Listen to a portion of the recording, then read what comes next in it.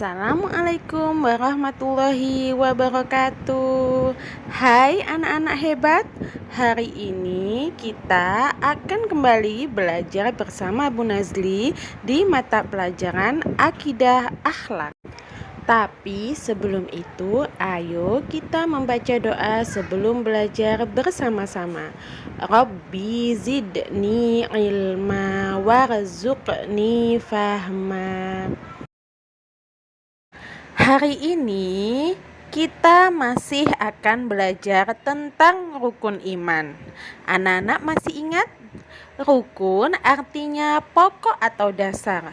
Sedangkan iman artinya percaya atau yakin. Jadi, rukun iman artinya pokok-pokok yang wajib kita yakini.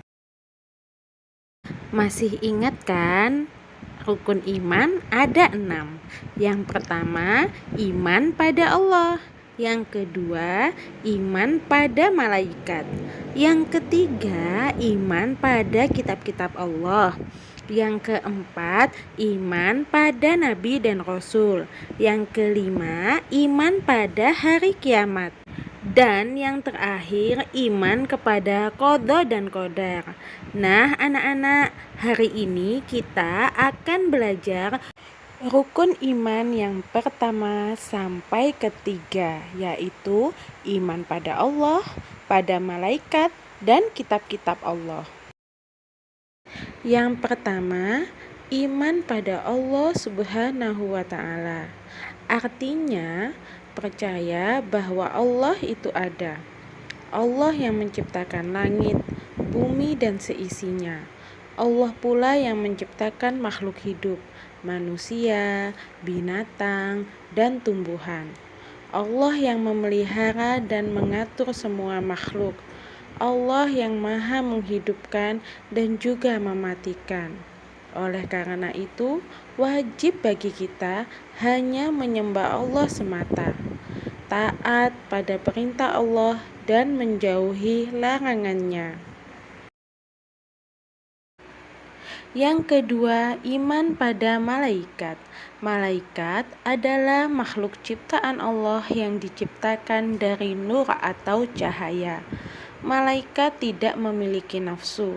Malaikat termasuk makhluk gaib atau tidak dapat dilihat. Malaikat adalah makhluk Allah yang paling taat.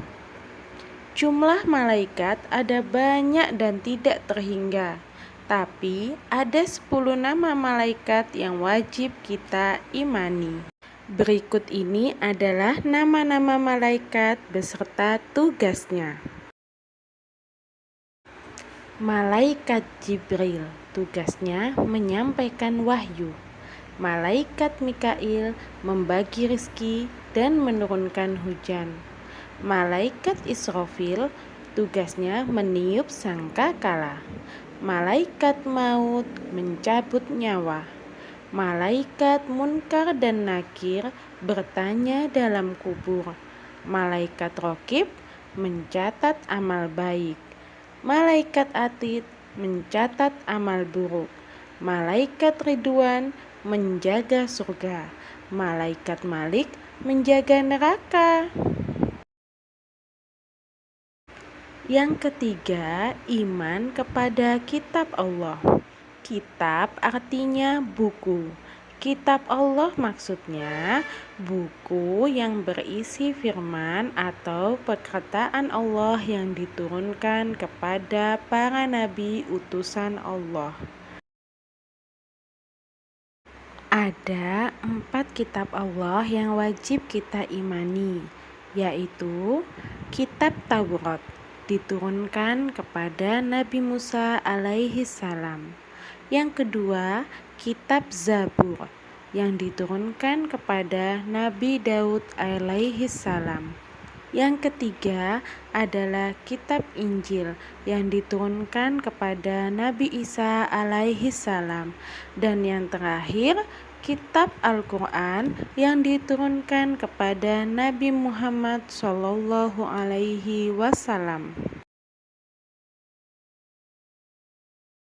Dengan diturunkannya kitab Al-Quran kepada Nabi Muhammad, maka kitab Al-Quran merupakan penyempurna kitab-kitab sebelumnya.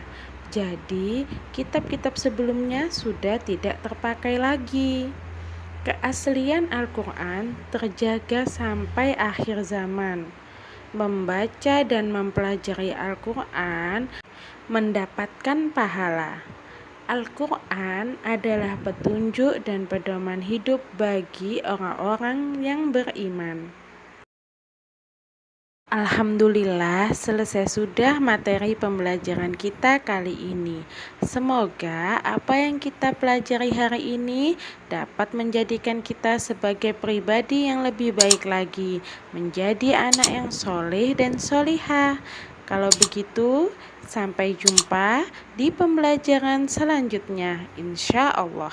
Terima kasih. Wassalamualaikum warahmatullahi wabarakatuh.